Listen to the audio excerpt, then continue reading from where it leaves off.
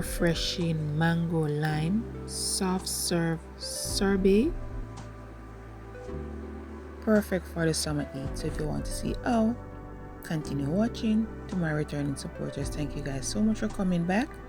For those of you coming for the first time, welcome. Please tap the subscribe button, hit the notification bell if this is something you want to see. So here I have some frozen mango pieces. I'm going to add this to my food processor, and I'm going to add the juice of lime, and I'm just going to blend this. This is pretty much a self-explanatory video. Blend this until it's smooth.